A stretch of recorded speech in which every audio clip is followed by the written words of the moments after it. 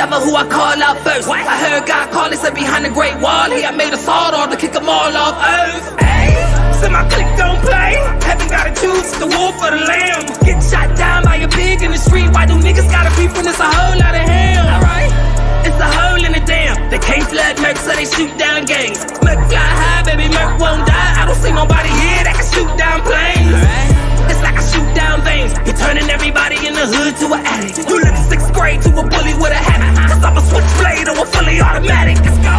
It's only 2 ways out. Don't ever try to sit and think I'm running, cause you can't. It's only screaming die while you running out of tank. Or screaming try bitch while you running out the bank.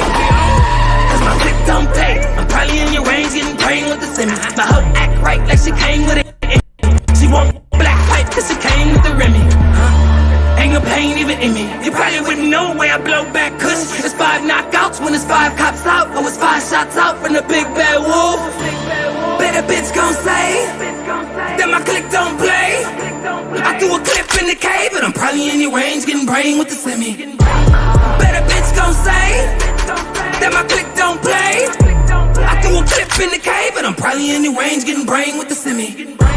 Better bitch gon' say this is the only way I know to handle this. A whole lot of guns and a whole lot of cannabis.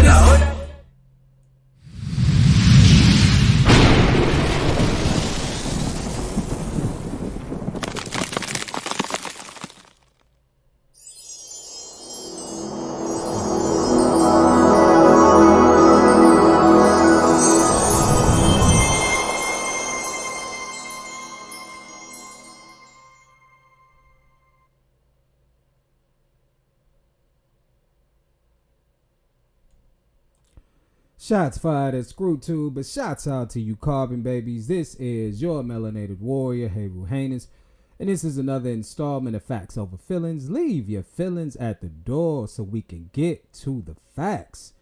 Oh yeah. I'm waiting till a little bit, waiting a little bit till y'all get up in here for a second because there's a delay too. I want to make sure that the audio is correct. So give me a 1 in the chat if you guys can hear me all right.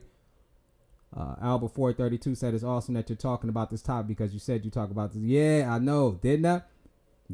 Yeah. Oh, it's going down. I told y'all. I said it's about to get, we revamping all of these videos because it's about to get ridiculous. I mean, this stuff right here. Okay, so King Chris. And also I'm going to check too. I believe I corrected the issue. So I'm going to check and make sure that when I obviously transition and switch over screens that you guys can hear me too as well, because we got some powerful videos to play. We got some dynamic. I mean, listen, if you rocking with the FOF squad, what's up, bro? What's up with Waba? She over there, Waba, she made me a little jealous because she down there in Jamaica doing her thing. Sending me photos of her on the beach and shit. So shouts out to Waba over in Jamaica. That's my ace right there. Love Waba. She's she's in the chat. I love all of y'all. I love the FOF squad though. I mean, y'all, come on now. I mean, y'all be holding it down, but y'all about to get some dynamic. I cannot stress enough how fire this segment is going to be. And listen, I do one hell of a, I put forth one hell of an effort to ensure that I give you guys exactly what I tell you I'm about to give you. And that's dynamic information. That's information that obviously can help you transition from the natural to the supernatural by being aware of what the bridge is. And that bridge is a natural matrix because it is important. It's imperative now more than ever. I mean, we living in the times of new beginnings for us, but the end for them. So we're definitely going to have to make sure and ensure that we're doing everything in our power to, encourage that paradigm shift, not just amongst us, but our spiritual family in general, right? So we do it. We always like to do a little recap, right? We always like to do a little recap because it's all about not just, putting the dots out there, but obviously bringing them together.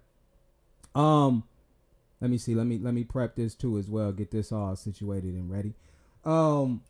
We talked about, obviously, we talked about Killers of the Flower Moon.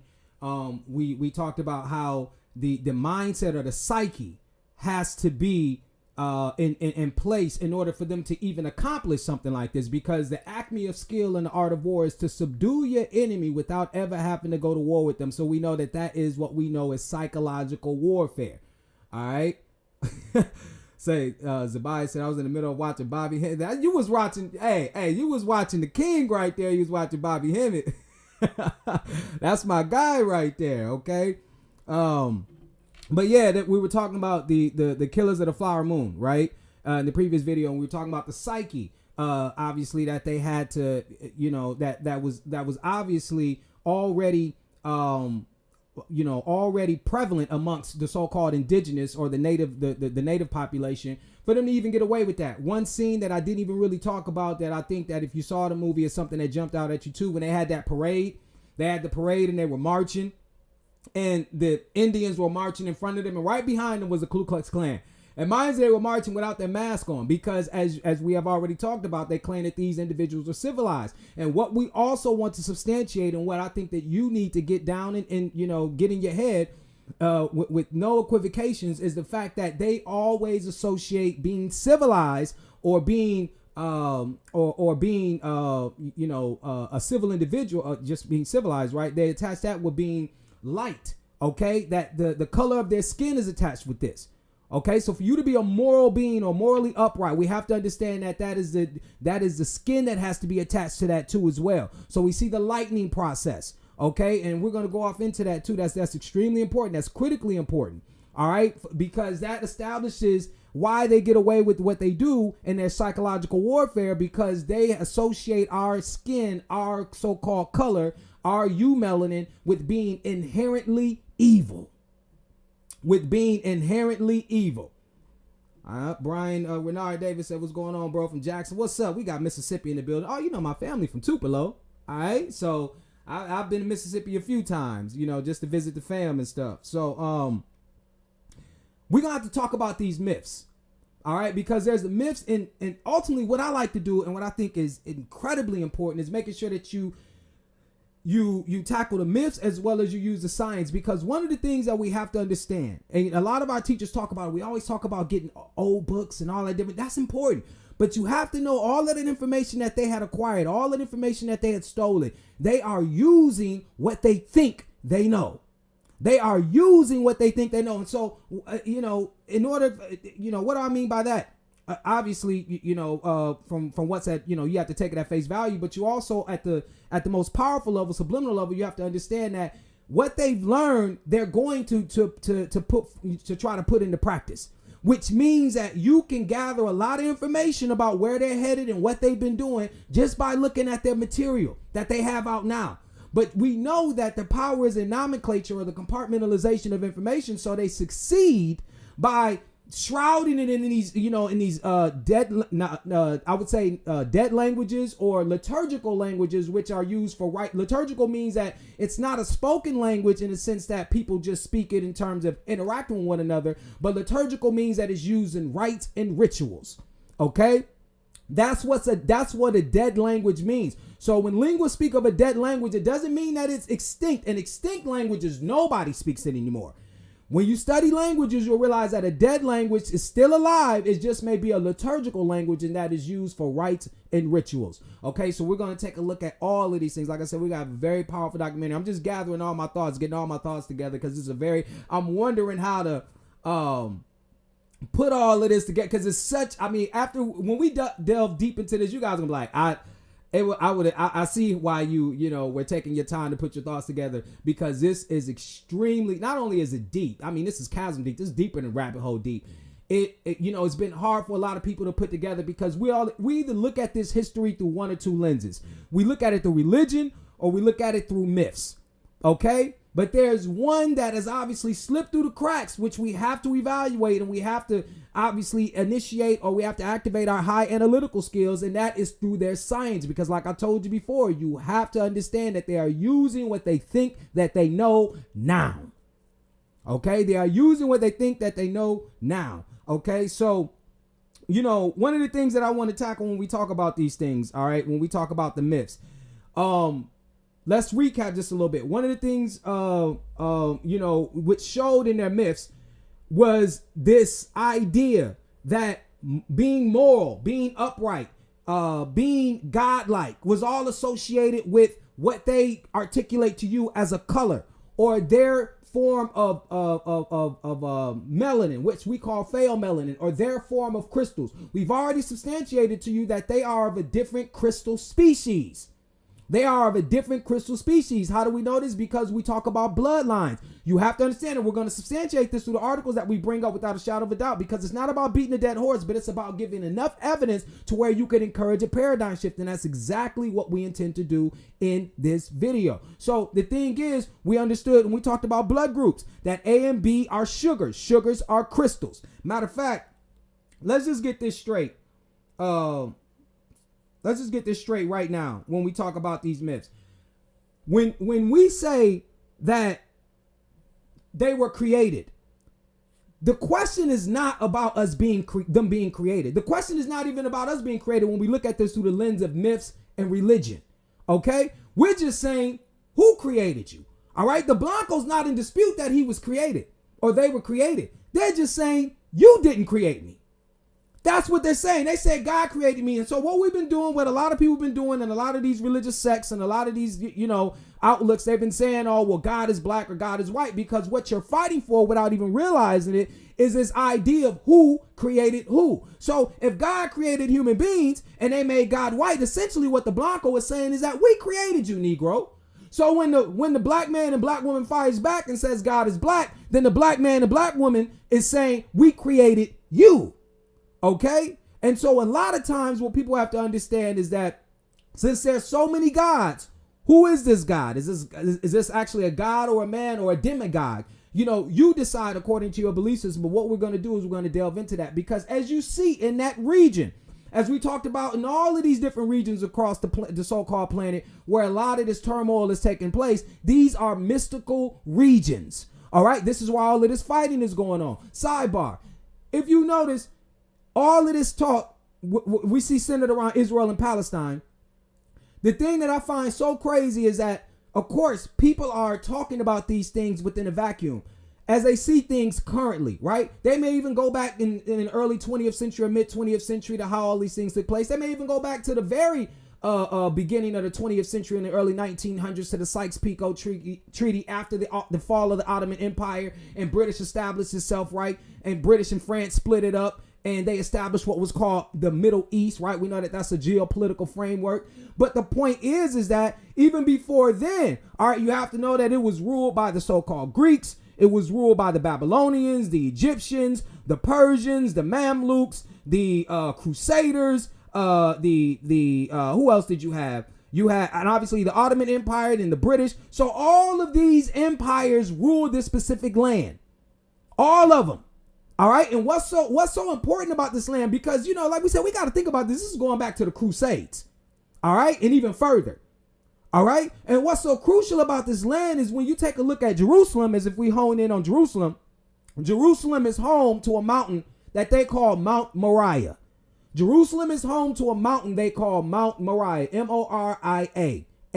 M-O-R-I-A-H. Mount Moriah. Now, I'm pretty sure if some of you consider yourselves, I'm hoping that if you consider yourselves to be Hebrew Israelites or anything like that, you should be aware of something like this, right? That Mount Moriah is the place. Mount Moriah is the place where the Jews, the so-called Jews, state that this is where God created Adam. Mount Moriah is the place where these Jews have said that this is where God has created Adam, right? It's also the place where they said that this is where Abraham had was about to attempt to sacrifice Isaac. Okay, this is where the so-called Jews say that this is where Abraham was about to sacrifice Isaac, on Mount Moriah. All right, this is also the place on this mountain called Mount Moriah. This is also the place where the Islamic belief or Islamic followers believe that this is where Muhammad had ascended on a winged horse. All right. They call it, I believe, what is it? The Haram al-Sharif, which means noble sanctuary. All right. And it is at this time when he ascended on a winged horse, and it's called the, I believe they term it as, I think the Magnificent Journey or something like that. But obviously they built what was called the Dome of the Rock on that place where they feel like Muhammad had ascended to the divine. All right. On a winged horse. Okay. Now, we also know that the difference between the Jews or Judaism and Islam is the fact that they believe that God's chosen son, the Arabs that is, or the believers of Islam believe that Abraham's chosen son was Ishmael and not Jacob. That Abraham's chosen son was Ishmael and not Jacob. All right. But in this 35 acre plot of land, you have the Dome of the Rock. Okay. You have the West Wall. All right. The West Wall is like the remaining remnants of the second temple. Okay. It's the remaining remnants of the second temple. All right. Because you have to know that the first temple, which was supposedly built by King Solomon, was built on this mountain, on Mount Moriah. This is how they call this the holiest place on earth, according to them. According to them. The holiest place on earth. All right. And so on Mount Moriah, what you have is that supposedly the first temple was built there. Then after it was destroyed by the Babylonians, it was rebuilt under the Persians, the Persian Empire. Under the Persian Empire, it was rebuilt.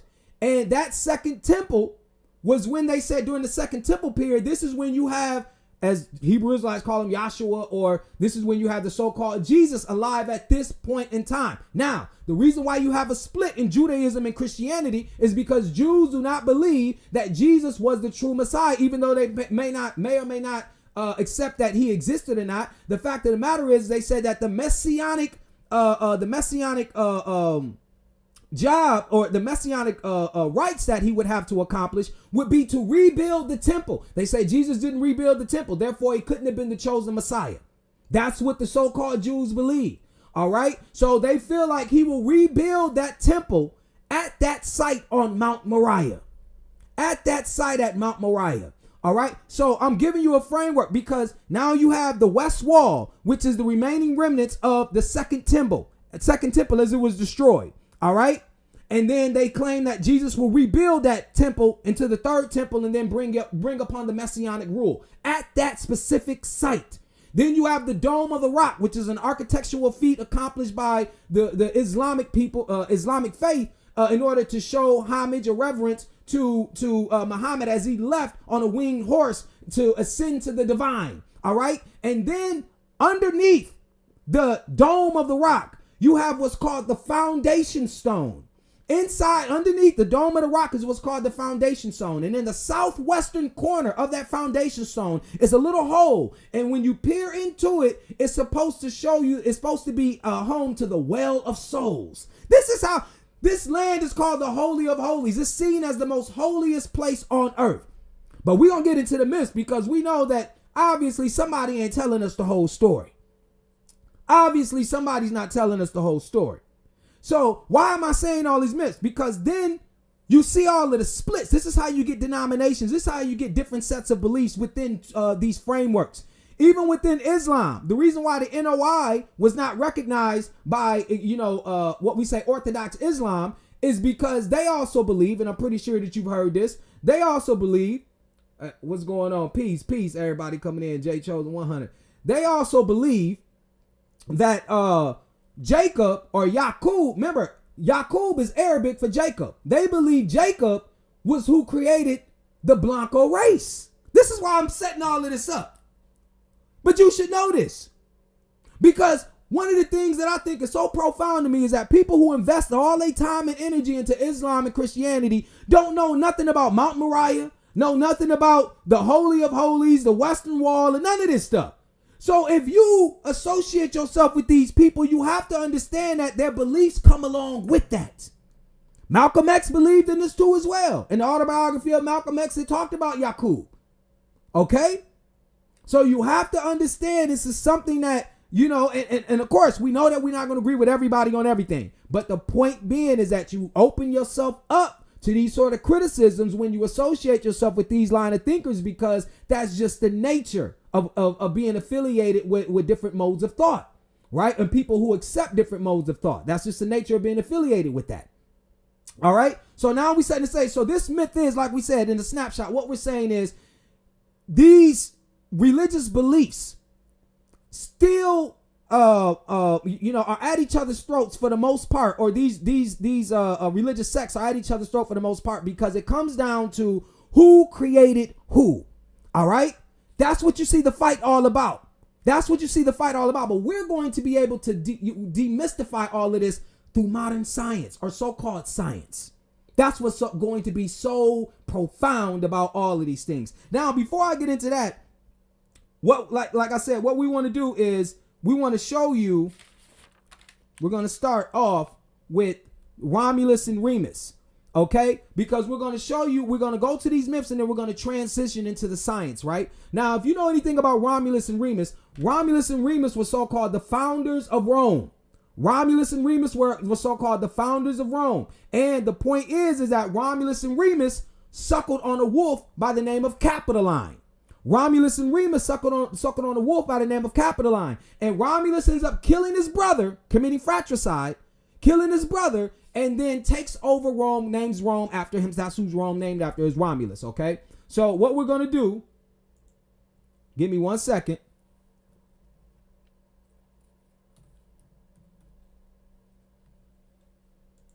Give me 1 second.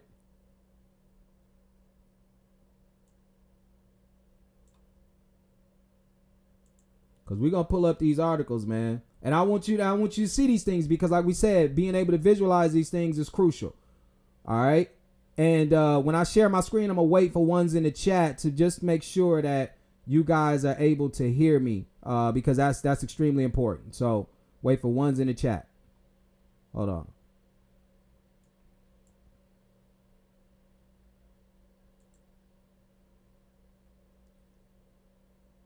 Now, can you guys still hear me? Because I'm going to put the chat up first. Can you guys still hear me?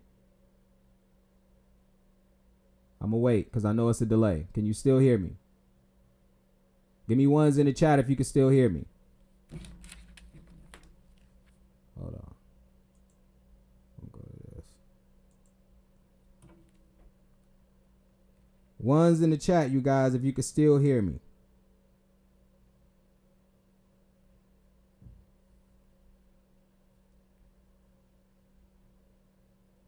All right, so you guys are saying you can still hear me. All right, that's what's up. Okay, so here we go. Romulus and Remus. All right, we're bringing this up. It says Romulus and Remus, the legendary founders of Rome. Traditionally, they were the sons of Rhea Silvia, daughter of Numitor, king of Alba Longa. All right. So Numitor had been deposed by his younger brother Amulius, who forced Rhea to become one of the Vestal virgins and thereby vow chastity, in order to prevent her from giving birth to potential claimants to the throne. Nevertheless, Rhea bore the twins Romulus and Remus, fathered by the war god Mars. This also explains the warlike nature of the Blancos. So we got to, it's all about you understanding their behavior too as you analyze these myths. Amulius ordered the infants drowned in the Tiber River, but the trough in which they were placed floated down the river and came to rest at the site of the future Rome, near the Ficus Ruminalis, a sacred fig tree of historical times. There a she-wolf and a woodpecker, both sacred to Mars, suckled and fed them until they were found by the herdsman Faustulus. Okay, so there's some architecture on that. Okay, so you have to understand that these now the Roman Empire obviously fell from the from the Germans, right? And the Germans and the Habsburg dynasty all connect themselves to Rome. All connect these, and they connect themselves to this myth, right? Until they came into our story, they connected themselves to this myth that they were bred by wolves. Now it's important because you have to understand that this wolf was lactating. Obviously, that's what it had to be in order to be feeding these babies, right? And so the point is, we already talked about what lactose is, right? We showed you that lactose is a crystal. We're showing you what we're going to also on the side note, because we're going to get one thing right so we can get two things straight. Again, I'm going to repeat that. We're going to get one thing right so we can get two things straight. So when you're hearing these myths, supposedly, you also have to, be cognizant of the fact that what we're also talking about is the crystals that they took in to formulate themselves, to become what they are and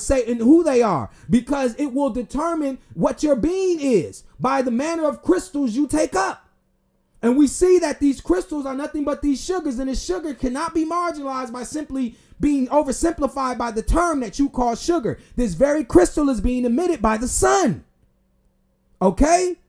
So you have to understand that the type of crystal makeup that they are will determine, you know, their behavior, so forth and so on, right? And then it will also give us clues into what type of being they actually are.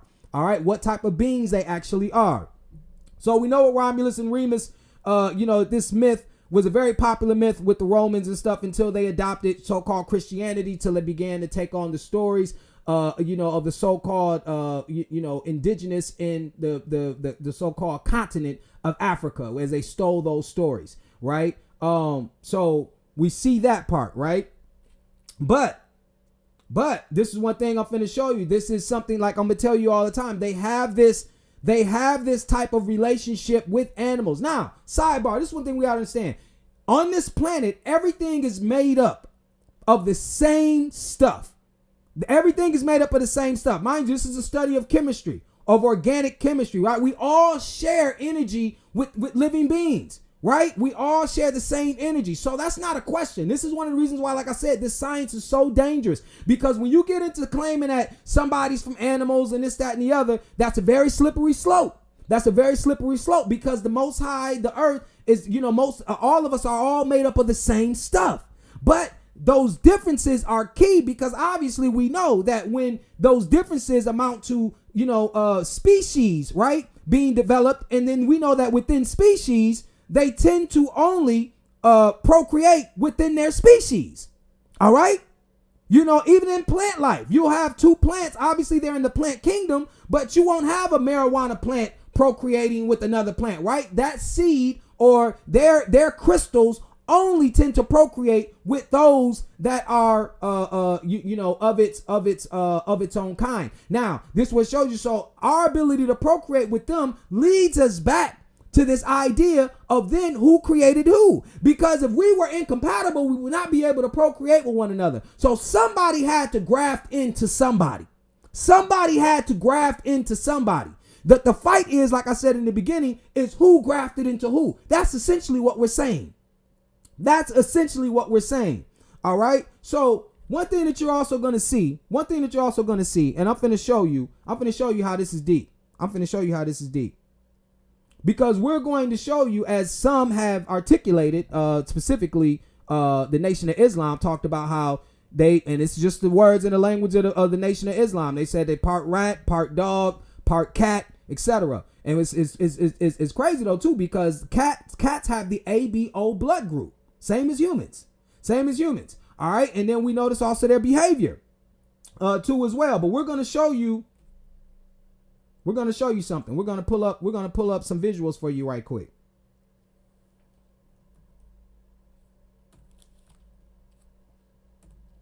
All right. And I'm going to share my screen in just a second.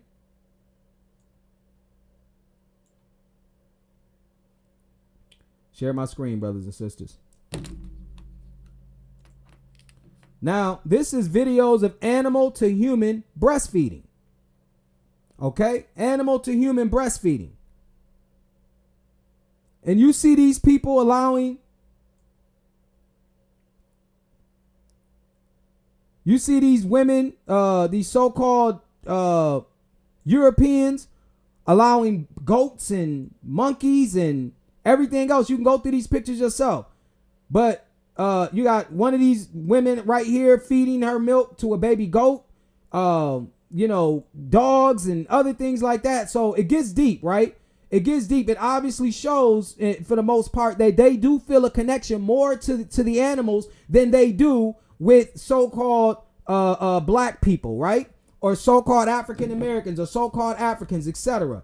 They really feel that connection to them more than they do with us. That's one thing that we have to understand. That's tremendously important. That's tremendously important, because that's going to be a part of our build. So we're going to pull up a video right quick just to show you how important this is in terms of understanding this connection that they have to animals. All right, that they have to animals. Matter of fact, first we're going to get into an article. we're going to get into an article first. Matter of fact, let me get into this article first.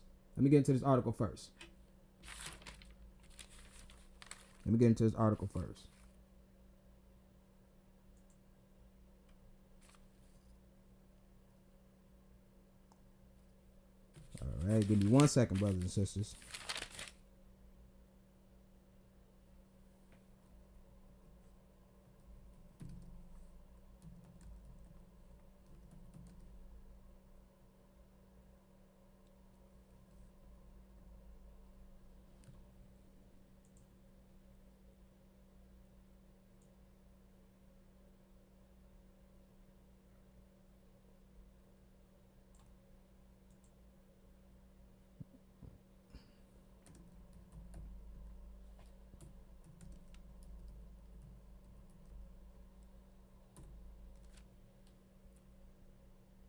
Okay, it may not, sometimes these things pop up as a pop-up, but I have to get this out here because this is a build. Hold on, let me check this chat for a second because I want to try to keep up with y'all too as well. This shit right here. They always freezing this motherfucker.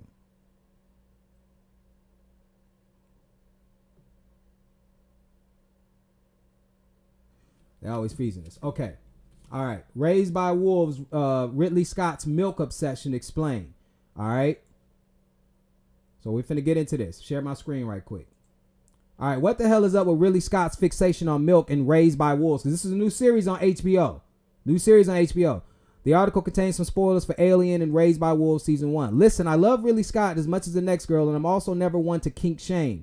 But for sanity's sake alone, we need to discuss the indisputable fact that the seminal sci-fi director has a milk fetish. At the very least, the man has a notable artistic fixation with milk, to the point where it is now a staple of his filmography, from Alien to his new HBO series Raised by Wolves. Egregious use of milk as as common a visual motif in Scott's work as women's feet are in Quentin Tarantino's movies. Yet for some reason we are not ready to call a fig when it comes to Scott's persistent ingenuity in finding new ways to feature high production titty juice every chance he gets. I can't bullshit. This is what she says in this article. Now, I don't want to have to read all of it, but I just wanted to make sure that I showed you guys that article. Why is all of this important? Why is this extremely important? It's because, like we told you, it is these crystals. We're going back to these myths. We're showing you the science. Even though they try to say it's sci-fi, we're showing you the science associated with that too as well. We're showing you that they are aware of the crystals that they have to be raised on in order to maintain their existence here. You know, whether it's wolf, whether it's cow, you see what I'm saying? You have to know that these individuals have to survive off certain crystals in order to maintain their existence here. First, let's make sure that we know that lactose is a crystal, right? Let's do this, right? We have to do this. We have to get this out the way. So I'm going to share my screen in a minute just to provide you guys with the science. Just so that we can get on with this. And we're going to show you without a shadow of doubt. Because when we speak these things, a lot of times people are like, oh, man, that sounds like that pseudo. You're talking about crystals and all of this different stuff, man. Look, I'm going to beat a dead horse. I'm finna get you into this to where you understand that we are the crystallogians. That it's without a shadow of a doubt, this is the way that things are. All right. Let's see.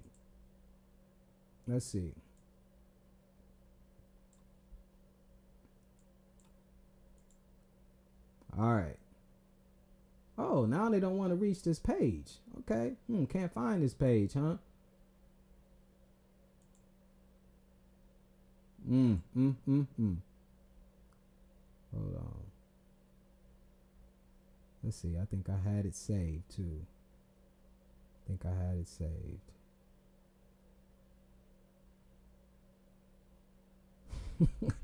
tripping, man. Oh my goodness. They could have not just erased this already. You have got to be kidding me.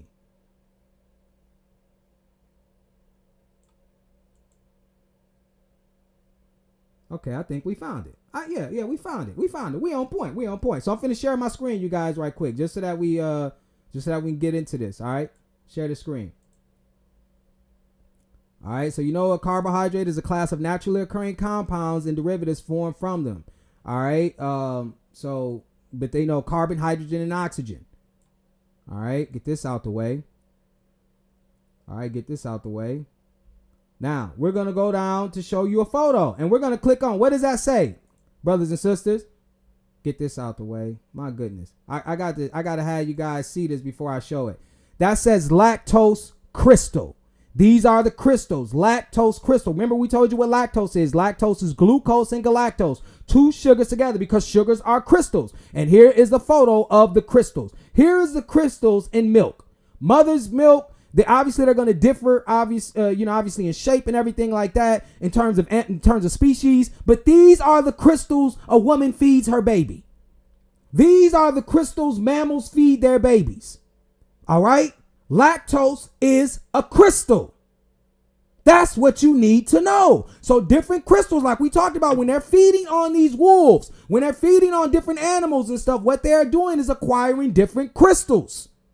Okay. Oh, it's going to get deep because we're going to prove this without a shadow of a doubt. I'm just laying the groundwork. I got to figure out how to do this because I know it seems like I'm all over the place. Forgive me, people, brothers and sisters, but it's all going to be put together because of some dynamic information. And while I'm telling you this, my brain is racing, trying to put all of this together to ensure that I don't lose you guys when this stuff comes together, because I need you guys to stay focused. I need you guys to get this and to grasp this, because it will answer a lot of questions and it will demystify a lot of the trash that you hear these blancos out here speaking. Because what did we tell you before? They excel at mayonnaise. Mayonnaise is a gallon of mayonnaise, the entire English language, 3 cups of gaslighting, and 2 tablespoons of bullshit. And they excel at that. A lot of our brothers and sisters do too as well. But back to it. Okay? So we've already shown you. We've shown you that lactose is a crystal. What's up, Riz? Riz in the chat. What's going on, fam? Lactose is a crystal. All right. So with that being said, all right, we're going to go to hold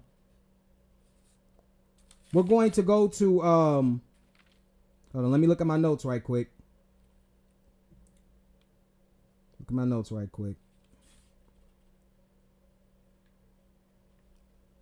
right, we're going to go to, I got a lot of notes right here, so forgive me, brothers and sisters.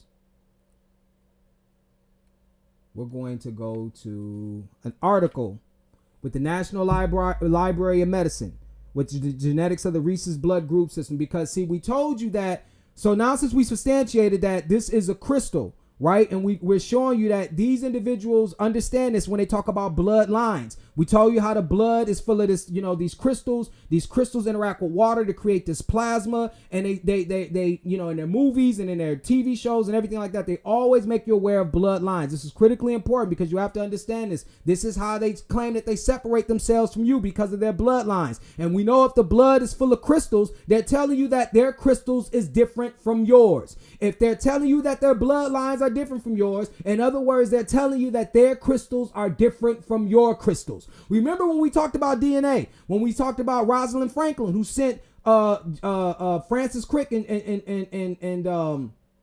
what was his name, Watson. When they said Francis Crick and Watson, James Watson, that photo, she had sent them that photo, and that photo was a product of something called X-ray crystallography. X-ray crystallography is the study of how crystals form.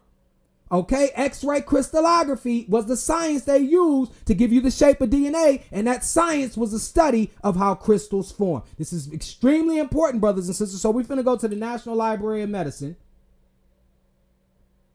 National Library of Medicine. Hold on one second.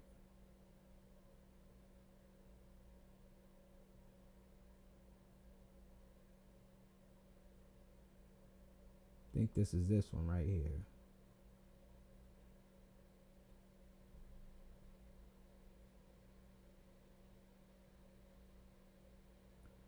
I believe this is okay. Science. Let me check this right quick.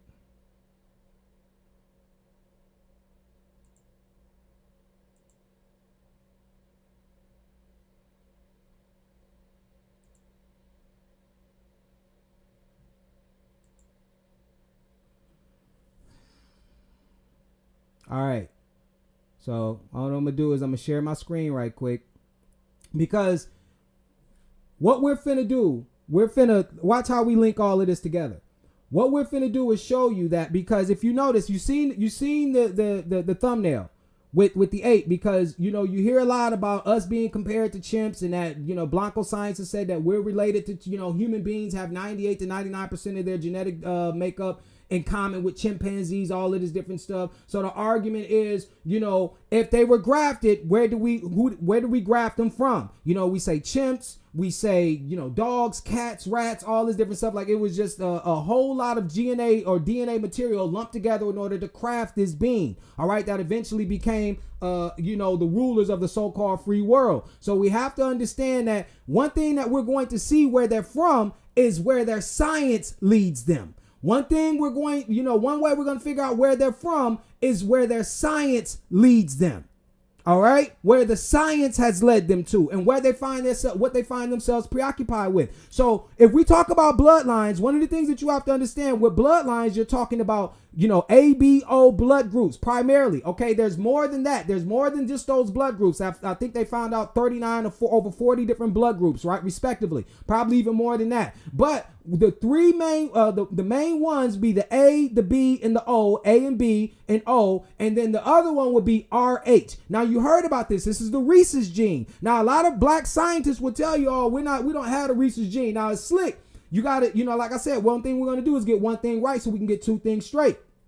Of course, these Blancos will say that we got this, we named it after that because this was the first time we came into contact with this Rhesus antigen when we took out the serum of the Rhesus monkey. Okay, but they say that even though we named it after the Rhesus monkey, it was in all sorts of life forms, even archaic life forms, the first cells on Earth, supposedly. So that's what you got to be careful of that. So just don't go off this idea or this information that you heard with our black scholars talking about how, we ain't got no Rhesus monkey gene in us, because then the Blanco will come back and tell you, oh yeah, that's just where we found it. We found it in the monkey, but it exists, in all different types, you know what I'm saying? But I mean, in all different organisms, all throughout, Earth's history. So that's just where we found it at. But why was you looking there?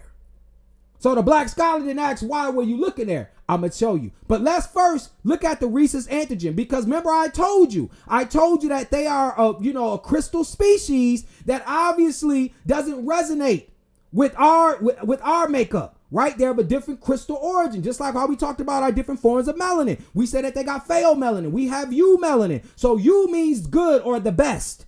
You see what I'm saying? You're saying that you have the best crystals, because what do crystals do? They form, they bond. This is how you can create another species. We know that sugar is an integral part in the reproduction process. In all forms of all facets of cellular reproduction. So you have to understand that, once again, like I'm saying, they're saying that we just are of a different crystal makeup, a different bloodline, if you will. So what's this Rhesus antigen about, right? Let's look into this. I'm gonna share my screen right quick, and we're finna read on this. We're finna get a good insight, some good information on this. All right. So Rhesus antigen. Rh antigens are well developed at birth and are inherited as autosomal dominant genes. Autosomal means anything other than your reproductive cells, okay? Autosomal skin cells, anything else other than your sex cells, right?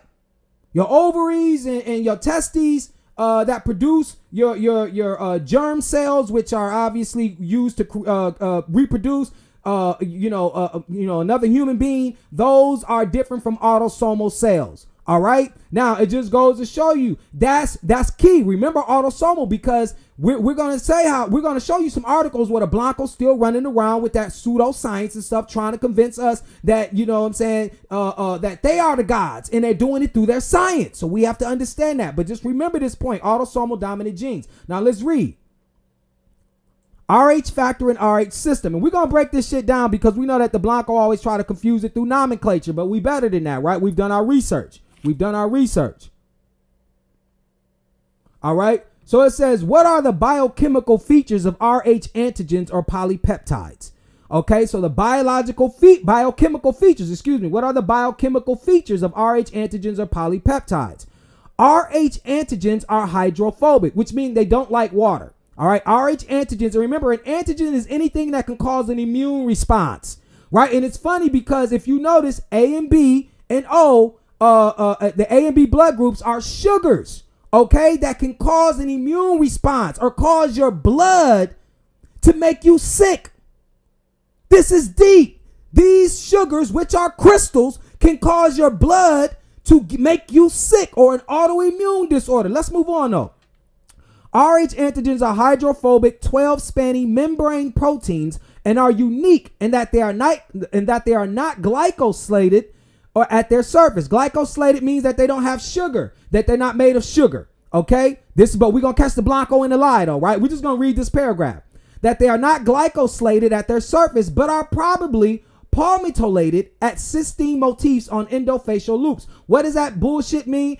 Palmitoylated just means that it bonds with fats. We know that fats are made from sugars. So like he says, but are probably, they know it is. They know it is. And he's gonna contradict himself by the bottom of this article by the time we get finished with it.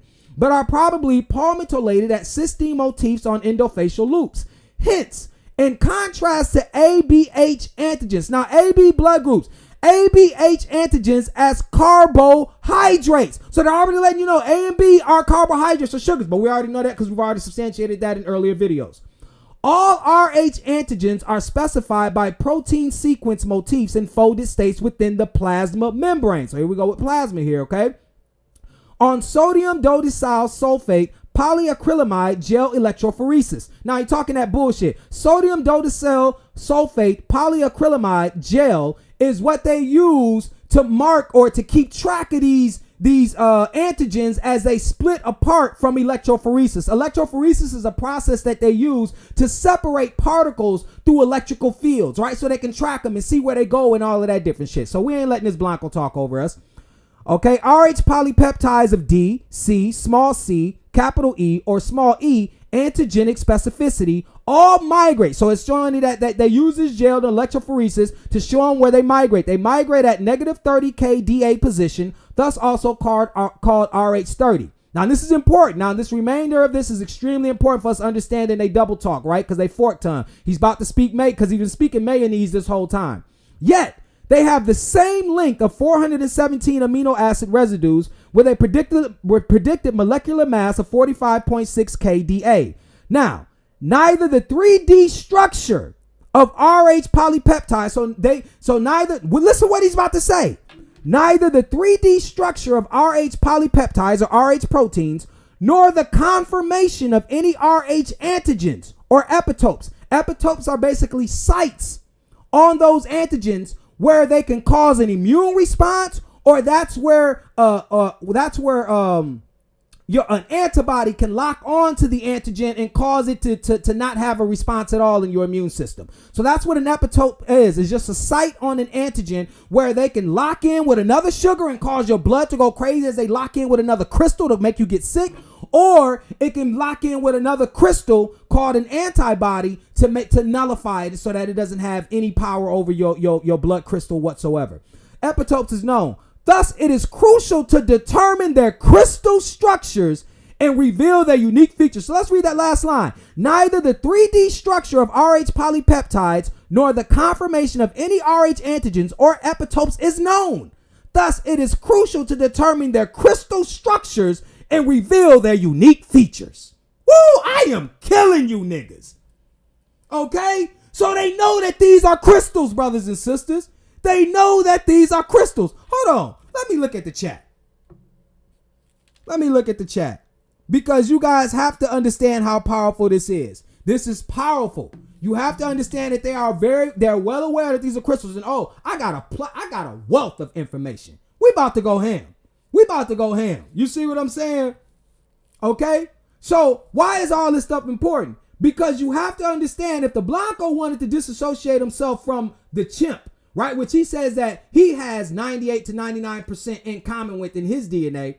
And why would he go through such an effort? Why would he just name it Rhesus? And why wouldn't he name it something else? because he operates through the ideas that the world that you have to communicate information through signs and symbols. So he would like to say, oh yeah, it was in Archaea, it was in all these other older species, the first cells and stuff like that, through prokaryotic cells. Because remember, prokaryotic cells are simple cell organisms. Eukaryotic cells have different compartments inside of it, like lysosomes, ribosomes, mitochondria, all that different stuff. It's like cells within cells. That's what you have to remember. This is basic biology 101. Eukaryotic cells is complex cell organisms. Prokaryotic is simple cell organisms. So he's basically saying even when there were simple cell organisms, there were no human beings, these muds contained the Rhesus gene, right? But the first time you came upon the Rhesus gene was in 1990 when you were extracting serum out of Rhesus monkeys. But you knew what you were doing. How do we know you knew what you were doing? Let's get into it. Let's get into it. We're about to get into it, brothers and sisters. It's about to be deep. About to be deep. Get that out the way. I don't know why that was in the way.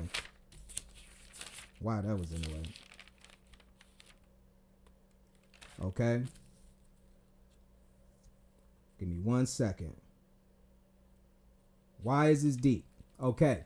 This is deep because, remember, I'm going to tell you, what they're trying to do is associate you now. Remember, through their science, what they're, in their deep at projection, they're good at projection. They actually try to convince us of this is our origins more so than theirs. Remember, I told you, we know this. This is what they're all about. They try to convince us that this is our origin rather than theirs. How do we know this? Let's go into an article. And I don't even know if you guys have seen this article, but this is extremely deep because I'm showing you this is why there's no such thing as a Blanco scientist. They only use what they know to war against you because they know exactly what you are. So like when people sit up there and they say, oh, hey, well, it seems like you got a problem, that divisive rhetoric and all that different stuff, I can't get with it. No, I'm finna show you why I get so angry because you're not you don't consider yourself to be an alchemist. I know what they do with chemistry or alchemy. I know that they know that you are the crystallologians. I know that they know that bloodlines are crystal lines. I know that. Okay? So you niggas can't tell me shit when y'all talking that shit. You speaking mayonnaise to me. Now let me show you what these Blancos are doing in their off time. Okay? Let me show you, since you're not so you thought that one thing that a lot of these brothers and sisters think, they think that the Blanco has changed. They think that the Blanco has changed. And he hasn't. Watch what I tell you. I'm going to share my screen. Sharing my screen. Human Evolution News.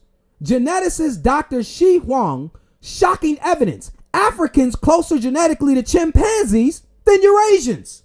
This January 24th, 2021. Hold up. Hold up. Hold up. You know what I'm saying? Listen. I don't think you're ready. Now let's look at the mayonnaise. Let's look at the mayonnaise.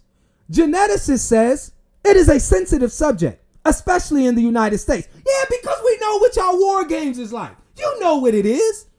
Excerpted Martin LaMonica, science editor of The Conversation 2016, comparing black people to monkeys.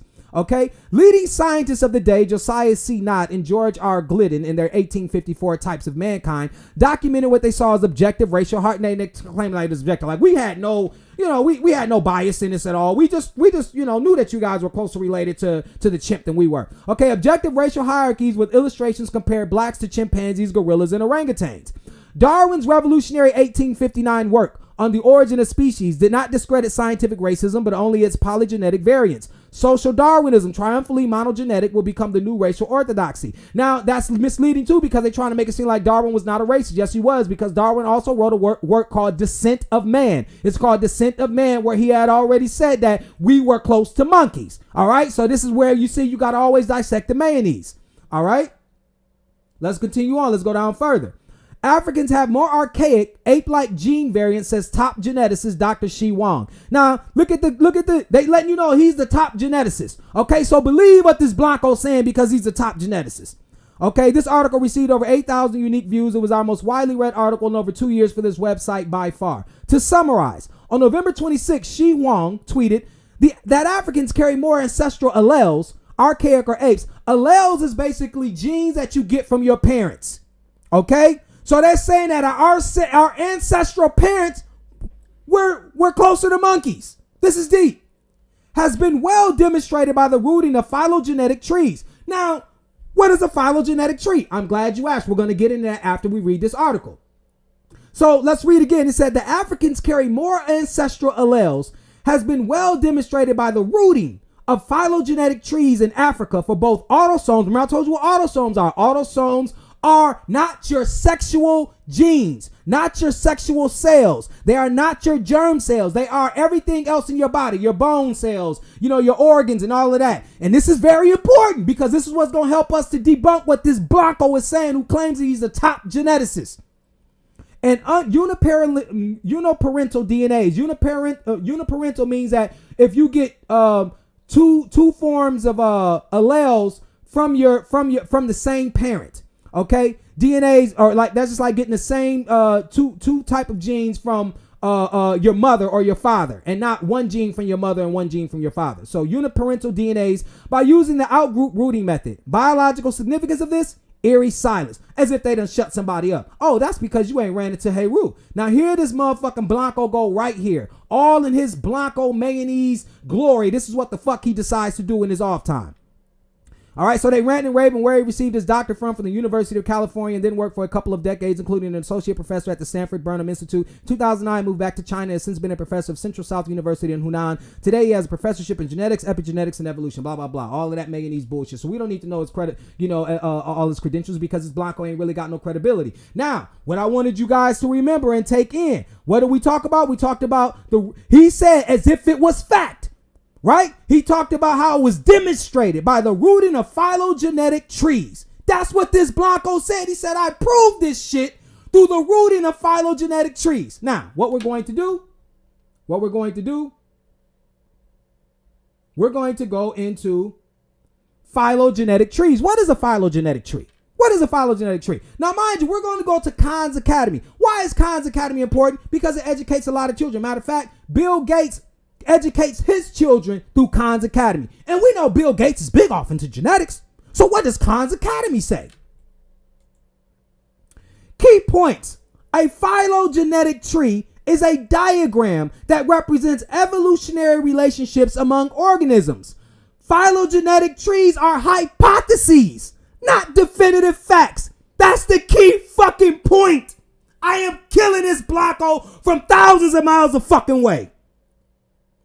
Okay? But you see these Blancos in their spare time.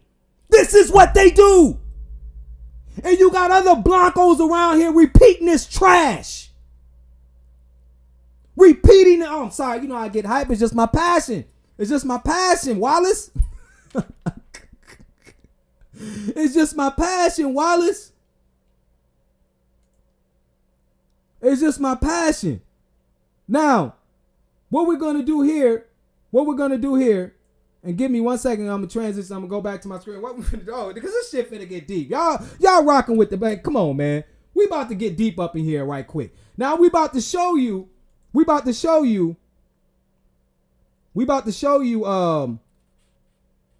where did I put it? Where did I just, Lancet, okay, blah, blah, blah, blah, blah, blah. Okay.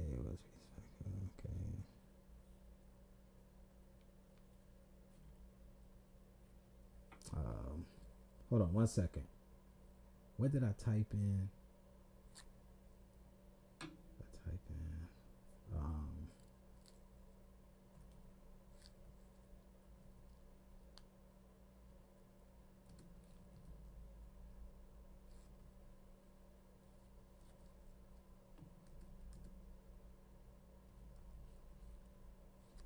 Damn. Okay. So I want to.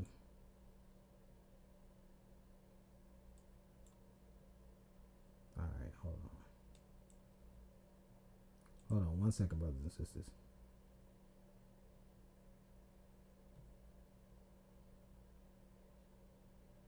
Because I wrote this brother stuff down. So let me look at my notes right quick. Just give me 1 second.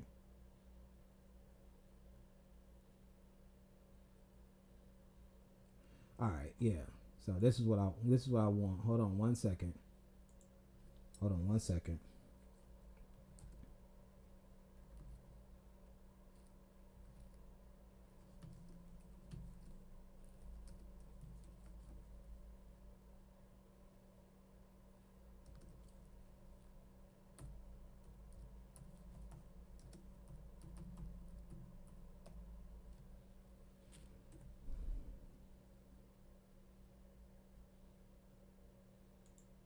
Okay. Now, I'm going to share my screen.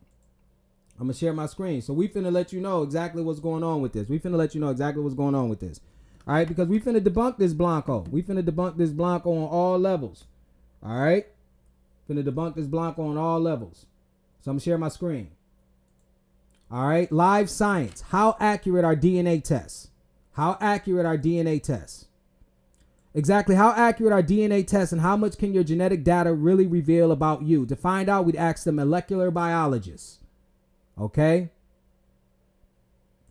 How accurate DNA tests are relies greatly upon the kind of test being taken. The accuracy of results depends on the specific question we ask and on how complex is the genetics behind a trait. Sergio Pistoy, a molecular biologist and author of DNA Nation, Crux Publishing 2019, told Live Science. For example, tests for traits that depend on a single gene called monogenic traits provide much more reliable results because you can see whether a disease-causing mutation or another trait is present. Let's go down. Ancestry testing services from companies such as Ancestry DNA draw upon a large body of data from millions of people. These tests purport to reveal our genetic identities based on ethnicity or geographical location. However, Pistoy warns that while these tests can be fascinating and can present the vast diversity of humanity's genetic history, we should be wary of what these results really tell us. Quote, saying you are 30% East Asian or Celtic is just a statistical inference about your genome and hardly reflects your real ancestry, Pistoy wrote. Nevertheless, these tests are having a profound impact on self-perception, and this is why they are so successful. I am mostly interested in exploring the social consequences of this technology. So this Blanco, like, this shit, I mean, it really ain't got no basis in fact. It's all mathematical jargon. It's what they type up in a computer and do some mathematical models and shit, and then they come with these guys that says, oh, well, it looks like it may be a mathematical probability that you may be from this such and such a tribe. But he says that I'm interested in seeing the social consequences because then people take this information as they all do, as we all do now, and then we do what? It has a tremendous impact on our identity. They know this shit, though. So this Blanco running around, this Chinese man running around talking about how we were related, our ancestors were related to monkeys. You can't even go back 200-300 years to really tell people who they were connected to. How the fuck you gonna go back thousands and millions of years and you don't even have the technology to go back hundreds? That's Blanco mayonnaise at its finest. I am killing you niggas. That is Blanco mayonnaise at its finest. Okay? So that's how they know. That's how they know that Blanco talking nonsense. Okay? They know it's no such thing as these Blancos being able to go back in history with accuracy in order to accomplish these things. But why is this so important? Because when you go to, let me show you what I'm talking about. Why is it so important? Why did I say all of this? Because through their science, I told you, you will be able to see who they are mostly related to. Why they have such a connection to the chimp. Talking about, oh, we're 99% connected to them genetically. You see all the movies about Neanderthals. A caveman is a Neanderthal, closer to the ape. They already say they got Neanderthal DNA, right? We know this. This is something that they readily admit. You know what about their cartoons, the Flintstones, right? You see the Crudes and their animation, all right, with their caveman showing you, they letting you know that this is who we feel like we're connected to, right? And so this is, and then you see movies like Planet of the Apes and all this different shit. They see their connection. They see themselves in these beings, right? All right. So now we're about to just Google something real quick. Just to let you know that this is just how this stuff goes, right? I'm just Google something. Okay. So I'm going to share my screen. And this is going to be powerful. I want you guys to take this in. Because not too many people know this. Not too many people understand this. Some people know this, but then don't take it into account. Others disregard it because for whatever reason, they don't have the high analytical skills. These are just the dots. But we have to do what? We have to not only be adept at seeing the dots, but we have to be adept at also putting them together. This is critical to being a high level thinker. All right, so here we go, Crystallologists. I'm going to share my screen. I'm going to show you what I just Googled. What I just Googled was, do chimps have white skin? And you know what I got? I got an emphatic yes. All right, let's read. Our closest living relatives, the chimpanzees, have pale skin without melanin underneath their dark fur. And almost certainly the ancestor that we share with chimps did too. That's what these Blancos are saying. So they're saying that the ancestor that they share with chimps also did too. Didn't had all of this hair covering them. You seen it as red hair because that was the color of their pheomelanin as they transitioned. Okay, but underneath that red hair, or that Neanderthal's red hair, he had white pale skin. All right. Humans and chimps share a common ancestor. While humans have different amounts and types melanin in their skin, chimps have pale skin underneath their dark fur. Without damn, I can't see it because of this arrow. Because I believe it. Hold on. Oh, their dark fur without any. Furthermore, gorilla skin has lighter and less intense granules. So I already exposed to you in a book by Nina J. Jablonski. All right. Nina J. Jablonski has a book entitled Skin. The main property of skin, she said, is to absorb light. Notice in this article, what we just read a little bit of it, it talked about how the gorilla had very light granules, smaller granules. Our granules, as she exposed in her book, mind you, she's a professor. All right. She exposed in her book Skin that our granules were large and oval shaped. So what's the point that I'm trying to make? Remember when I pointed to you, I told you guys to keep or commit to memory autosomal. Remember, autosomal is cells that you pass on that are not your sexual cells. So I want to see in the chat if everybody rocking with me, if y'all know this. I'm pretty sure some of y'all do, but I'm going to ask you a science question and I want you guys to answer me in the chat. What is the largest organ of the human body? I'm going to wait. What is the largest organ in the human body?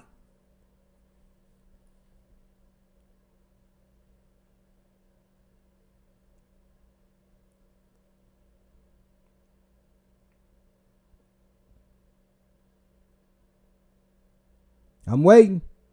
What's the largest organ in the human body, brothers and sisters? I already gave you the answer. Exactly. Look at Albert, the skin. That's why I fuck with the crystallologists. That's why I mess with the skin. So the skin is considered autosomal DNA. So this is my point. How in the fuck do we come from monkeys that have the most in common with them when we didn't pass down our largest organ to them? I am killing you niggas. The largest organ is the skin. So the Blanco just told you that he made his assumption. Let's go back. Let's go back to what the Blanco was talking about. We got to go back. We got to call these Blancos out.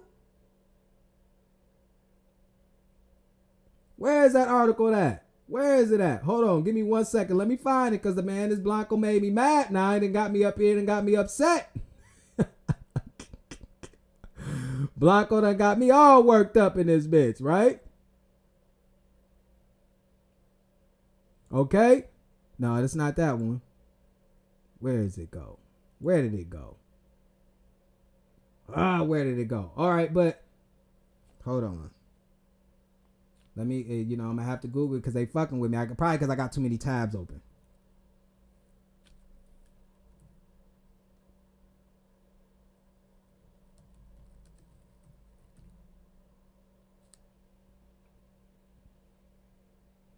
Okay.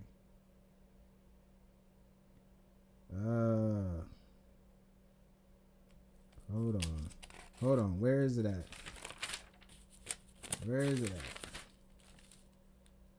Okay. All right. Hold on. My bad, brothers and sisters. Okay. So we're going to pull up this article again. All right. And I'm going to share my screen just to reiterate, just for the evidence that we gathered up. All right. This Blanco said that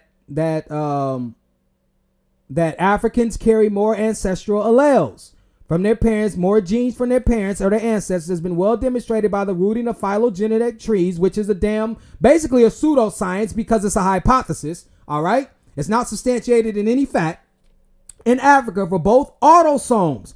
Autosomes, like we told you, he's saying that what we got more in common are the cells that are not our sexual cells, the organs and all that. We know the largest organ is the skin. One thing that the body's going to pass, or that a organism is going to pass down, that is essential to life, is skin or skeletal framework, whether it's an endoskeleton or exoskeleton or skin. That will determine your relationship with the sun. If you notice, like an animal, like a hippopotamus, it stays in the water all the time because its skin will dry up and it will die if it's not in water because its skin cannot take the sun. This is important for you to understand. Every organism on this planet either hides from the sun or basks in its glory. Let me repeat that. Every organism on this planet either hides from the sun or basks in its glory. So if this is what we handed down, this is what we was handed down from our ancestors, why in the hell did we not hand down the most important organ, which is has these properties, right? Why did we not hand them down our skin? Because when you shave off a chimp, you shave a fucking gorilla, it has pale skin like the Blanco. But why is all of this stuff important? Why is all of this stuff important? I'm going to show you why it's important. I'm going to show you extremely why it's important. I'm going to show you the reason why it's important.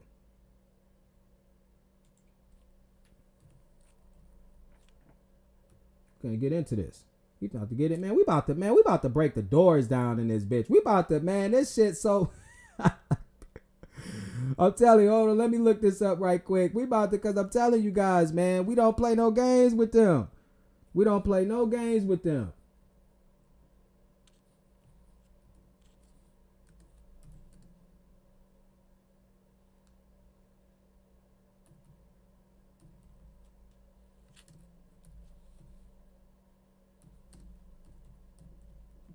We don't play no games with them. Shit, I ain't got time for this shit. Now, what one thing we about to look up here, all right? This is the Mayo Clinic. Mayo Clinic, obviously trusted resource, okay? Trusted resource. All right, Mayo Clinic, 1955. I'm gonna do like Bobby every now and then too, y'all all right? I want to know, ones in the chat, man, if y'all think this fire information. Let me know if we bringing the heat right now, because it's going to get better, right? I know it started off a little slow, but I had to make sure that this information was put in a way in which it'll start rolling. I had to find my mojo.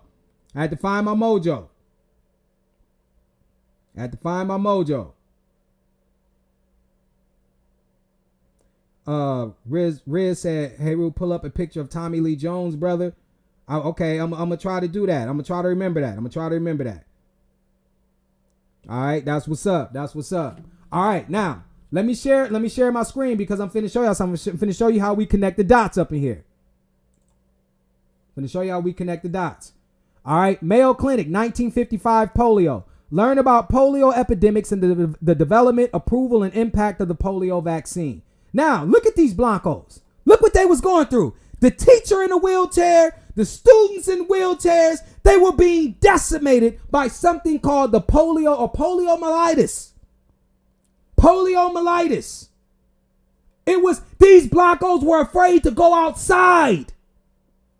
They were afraid to go outside because they was catching it from one another. Matter of fact, we know the most popular case of polio was Franklin Delano Roosevelt. This is what created the March of Dimes. If you ever heard about the nonprofit organization March of Dimes, it was started because of polio.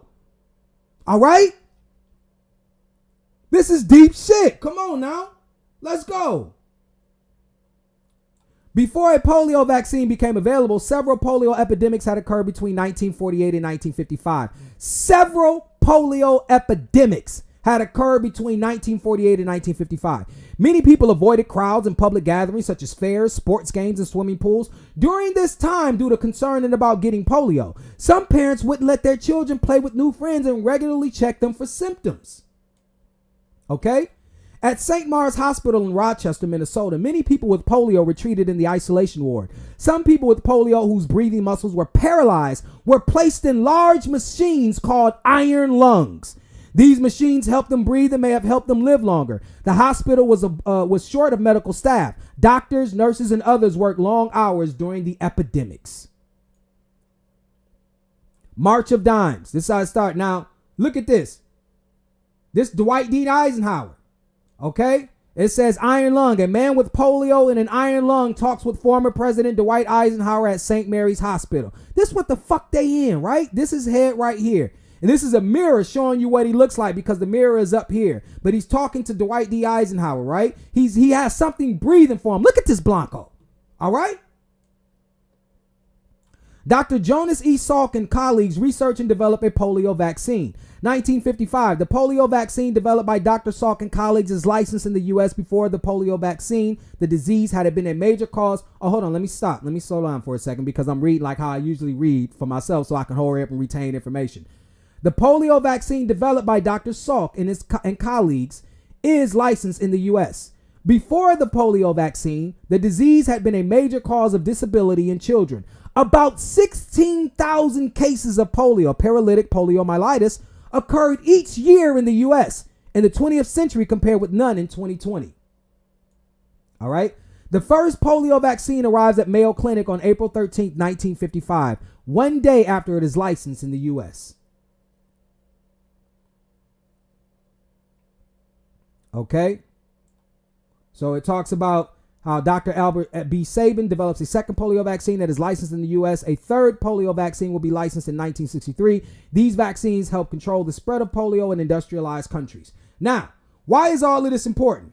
Why is it? Because I told you they're going to go back to their origins. They're going to show you who they're connected to. We've already showed you why they have such a fascination with apes. You go to the movies Tarzan, the cartoons, and like the Flintstones, and the movies like the Croods and all this. They already let you know, and they tell you that they got Neanderthal DNA. We already let you know that the Neanderthal obviously is closely related to the ape, and so forth and so on. And we showed you through evidence, and you should already know this by now anyways, that if you shave a monkey, he's going to have pale skin, and that you should know that the largest organ on the human body or with the human body is the skin. So it makes no sense to pass down, nature. It makes no sense with nature to pass down everything else that you need to survive in life without giving you the skin to help you to survive and to flourish and to create a symbiotic relationship with the central power source you call the sun. Okay? That's what you need to know. All right? So we're going to go off and to show you why this is important. Because if you notice, this is what's important. This is what's important. I'm going to show you why this is important.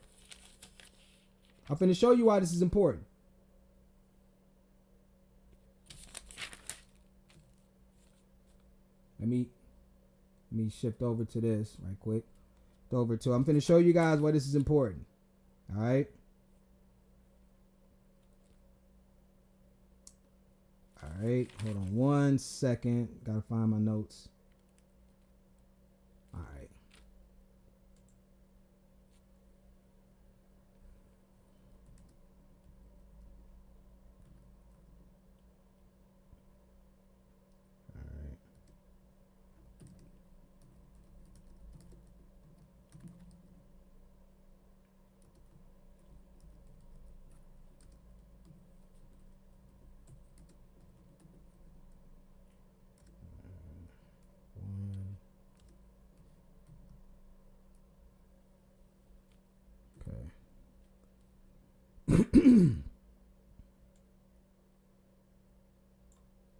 All right, so this is important, brothers and sisters. So let's get into the meat of this. This is extremely important. We're about to get into the meat of this. I'm about to share my screen right quick, just so that you guys understand what's going on. All right, and we're gonna see how this mug is exceptional at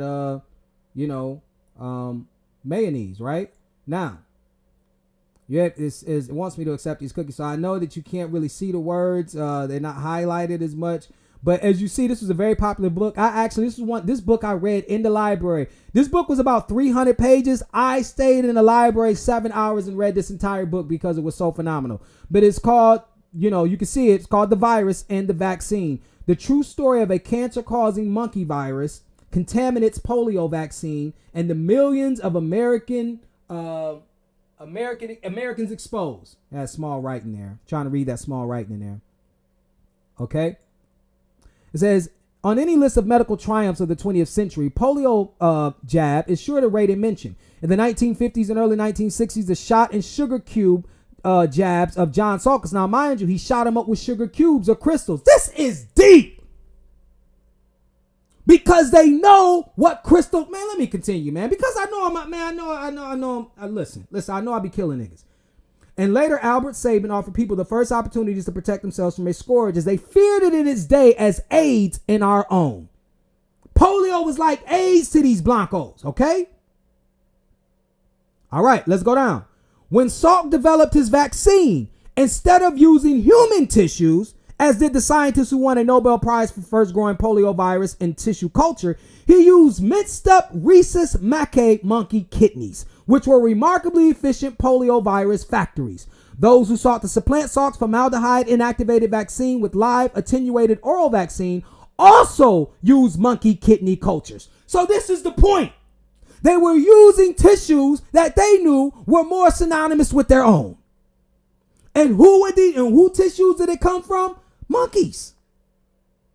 They let you know who they from. But I'm finna show you why they had to go back to the drawing board. And here we come again, saving the Blanco. How do we know this? Yeah,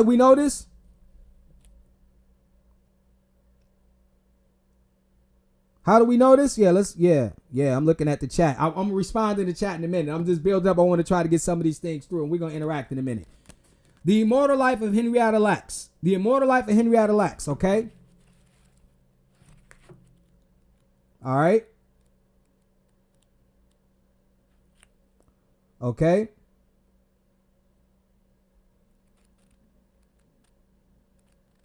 So I want to read something right quick. All right, where's my part? Where did I put it?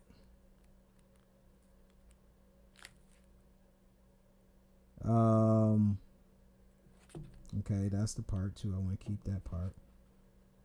Okay, so in chapter 13, the Gila Factory. Chapter 13. This is chapter 13 in this book, The Immortal Life of Henrietta Lacks by Rebecca Skloot.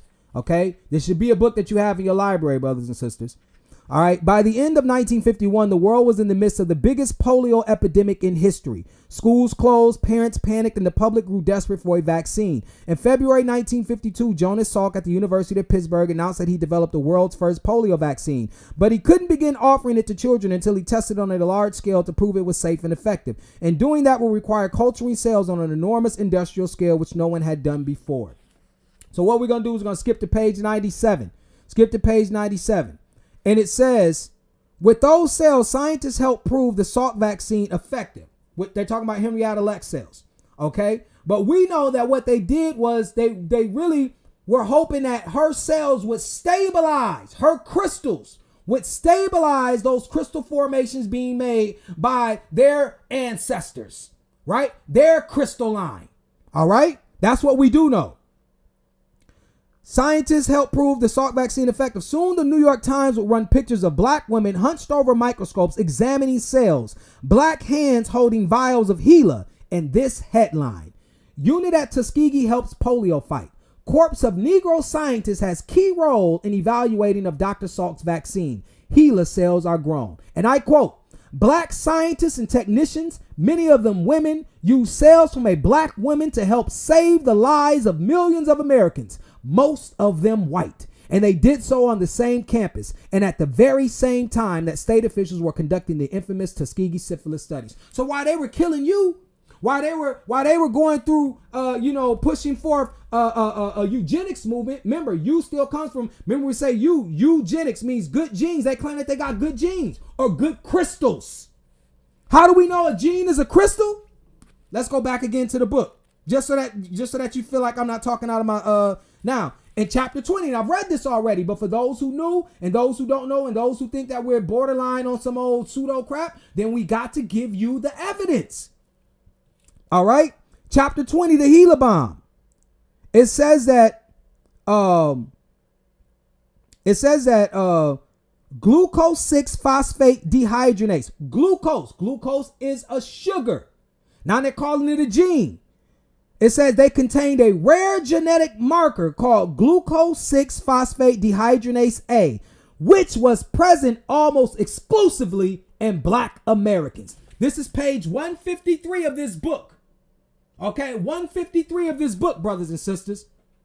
All right. So you have to understand this. This glucose is a sugar, it's a gene, it's a hormone. You see what I'm saying? They can name it whatever they choose. But you must know that they are aware of what it is. They love to feign ignorance. Okay, which leaves you confused because since you've allowed the Blanco the God position, all right, you allow him to dictate how he uses this information. Okay? And you just sit up there and you get your degrees in his schools. You don't pay no mind to what he's saying. He gives you these degrees and he applauds you and he talks about how fascinated he is about how you've been able to get these degrees and oh, he loves you and all of this different stuff, right? Nothing could be further from the truth. He only loves you as long as you spit that Blanco crap, that pseudo-science. There's no such thing as a Blanco scientist or Blanco science. I was telling, me and O was discussing this. We said that you could have the swag and the passion and the eloquence of a Malcolm X, the demeanor of a Martin Luther King, the intelligence of a George Washington Carver. But if you say anything about the Blanco system or Blanco science, then you're about as dumb as a box of rocks. But you can be damn near the link between apes and man. You can be as dumb as a Herschel Walker. They'll help you run for governor. Why? Because as long as you help to justify Blanco positioning, as long as you help to justify Blanco science, they think you're the most intelligent person in the world. That's why we know a lot of these YouTubers. As long as they sit up there and question our science, as long as they sit up there and question our legitimacy as a people and our history, they're all right with Blancos. They're all right with Blancos. You see what I'm saying? That's what you need to know. So what we're showing you is that their connection. They've already been aware of this connection for a long time. What they do is a classic game of projection. They sit up there and try to make it seem like it is you who are connected to these apes and monkeys. Remember, they was doing that way in the 1870s. They did this to justify your enslavement. There was like Charles Darwin said in his book, The Descent of Man, there was no moral acuity in you at all. There was no moral acuity in you at all. So remember why this is important, why I set all this up. Because they had to associate that the greatness and intelligence was not only associated with their race they associated it with the color of their skin or the color. Mind you, we say it's a societal construct, but it's not when you know alchemy.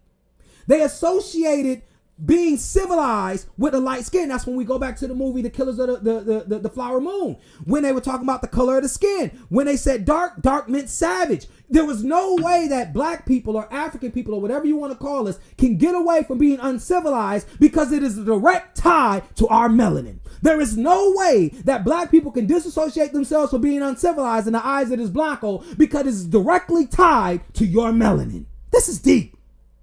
And I'm finna prove it. I'm finna just keep bashing you over the head with the fact that they know this and they are going to war with you every time they get an opportunity to. While you sleep, they're up, working. The devil takes no breaks. The devil takes no breaks. Okay? So, we're finna show you. We're finna show you, right? Because y'all, people think it's a game. People think it's a game. People think it's a game, right? So we're finna show you exactly what we're talking about. Let me bring up this article.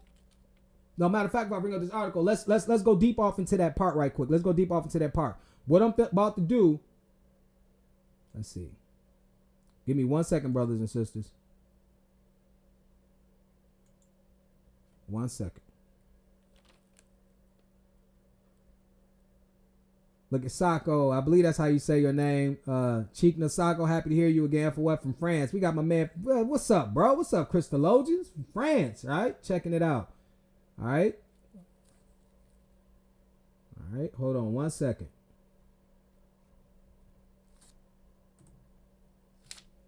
Oh, 1 second.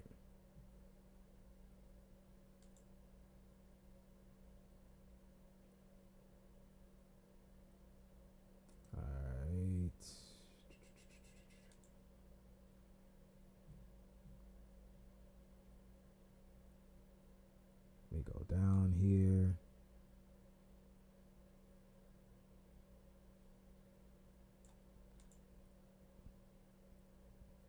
Now, what I'm going to do is I'm going to play this audio, then I'm going to show you a still shot because I don't want to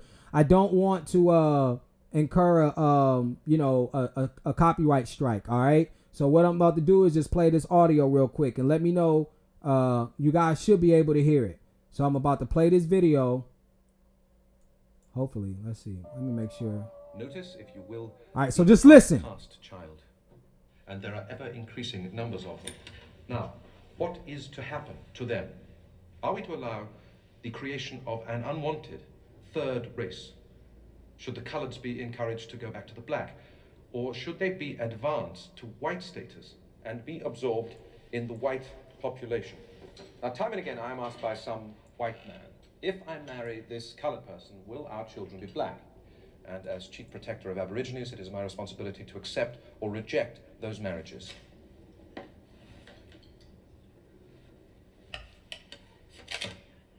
Here is... Now, what he's doing, I'm going to show you who he's talking to. The reason why I'm playing this too is I'm going to show you who he's talking to. So right now, this is the movie. This is the clip from the movie Rabbit Proof Fence. And he's talking about how they're going to assimilate these individuals who are savages, the Aborigines, right? How they're going to assimilate them. You know what I'm saying? And then mind you, that justification. They act like these is brutes and all of this different stuff. And we already told you on the backdrop, on the side note, on the sidebar, that Australia is the #1 place for skin cancer. But they have to go in and even they believe their own logic. Mind you, because they've been believing this shit. They fully invest into this bullshit, that pseudoscience, right? So they're talking about how they're going to civilize them. And it's going to show you that it is synonymous. Matter of fact, I got a still shot. I got to show you this still shot right here because what we're going to do is just show you the still shots. I let you hear a little bit of the audio, but I can't play it, right? Because I don't want any qualms from YouTube, right? So right there, they're showing you how they're grafting them in. How they're grafting them in. This one was, and I think that was second generation, but as she gets lighter and they're showing you her daughter, then they're showing you her son, right? So it eventually stamps it out, as he claims, right? All right. So let's let it continue to keep playing. Is the answer. 3 generations. Half-blood grandmother, quadroon daughter, octoroon grandson. Now, as you can see in the 3rd generation, or 3rd cross, no trace of native origin is apparent. The continuing infiltration of white blood finally stamps out the black color. The Aboriginal has simply been bred out. No. So he says that eventually the white blood or the white crystals takes over our crystals. All right. And then it's effectively stamped out. Now, what I'm about to show you who he was talking to. Look at his audience. Now, this is key. You got to understand when someone directs a movie, everything is key. The setting, the way they dress, the way they talk, who they're talking to, how they're talking to them. All this is important. So I'm going to share my screen with you to show you exactly who he was talking to. Now, you should notice immediately who's not in the audience, but notice who he has to convince. Let me share my screen. Let's get into it. I'm going to share my screen. See who he's talking to? He's talking to all Blanco women. Now, remember when I read you that article from the previous video from the Flowers of the Killers of the Flower Moon, how we talked about in the article when we had discussed this movie, Rabbit Proof Fence, how they said that they had these were men predominantly assaulting these women and coming up with these children. So it just shows you how powerful this is. The Blanco woman understands what the Blanco man had to do for their survival. This is deep. They knew what the Blanco man had to do for their survival. You got this so-called Blanco scientist telling them, showing them how we have to survive. And they are you got no reservations from the Blanco. You heard no objections from the Blanco woman. This is what you have to know. This is an effort, coordinated effort, and it is also one that is agreed upon by the Blanco man and the Blanco woman. They knew about this agenda, and this agenda had been formulated and put into effect centuries ago. They know what they are doing. You are the only one thinking that they are feigning ignorance. We ain't talking about the FOS squad. We're talking about everybody else who thinking that this Blanco don't know what they're doing. This is for everybody else thinking that the Blanco does not know what they are doing. I am killing you niggas. That's all I know what the fuck I'm doing. That's all I know what I'm doing. I'm killing you niggas. You see what I'm saying? So you see how deep this is. You see how deep this is. So could it get even deeper, hey Rue? How could it get deeper? It can't get no deeper, right? You're wrong. You're wrong. You think it can't get no deeper. Hold on, let me go in this chat for a second. Red says he saw the rapid-proof fence a long time ago. Can I have a nerve to make a movie? Have a nerve to make a movie to show you how they destroyed Australia and took it over. Now it's under the rule of the British Royal Crown. Exactly. I'll go up somewhere in these chats. Letitia Taylor said my kids use Khan's Academy. Oh yeah. Yep. Strutting Lady Soul, aka Cultivator, said fire information. What's up, Strutting Lady Soul? Yeah, shouts out to you.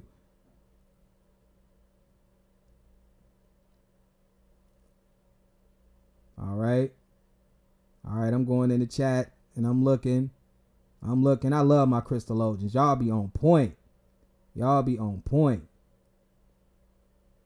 All right. So I basically was setting the tone. Now, this is one book that you have to have in your library. Brothers and sisters, this is one book that you have to have in your library. Matter of fact, it costs $4 on eBay. It's selling for like $4 or $5 on eBay. There is no way or no reason why you should not have this book in your library. And I'm going to show you how devious this shit gets. And it's going to put all of this stuff together. Everything that I've been saying, because it seems like we're all over the place, is going to put all this stuff together. This book is called Salt, Sugar, and Fat. Salt, Sugar, and Fat by Michael Moss. By number one New York Times bestseller. Anything hit the number one New York Times bestseller, Blancos know what they doing. They read this stuff. And it shows you the pathology of these Blancos. They read this stuff. Number one, they got all this information. And then they'll sit up there and tell you, oh, it's no racism. No, we're not out there doing what you don't worry about it. That's not us. But we're not doing that. All right. So what I want to do is I want to read for you some things. I want to read some things to you. All right, we're going to go through this. Now, it's so amazing that I remember, because I've had this book before, I had to get it back in my library. This book was 350 pages. I had to read it last night. I just couldn't stop reading it, so I had to read the entire book. So, I mean, easy read, really, if you know, I guess for some people it should be an easy read. To me, I speed read, as you can tell, because I talk really fast, but you can't imagine how I read. I read twice as fast as I be talking. But I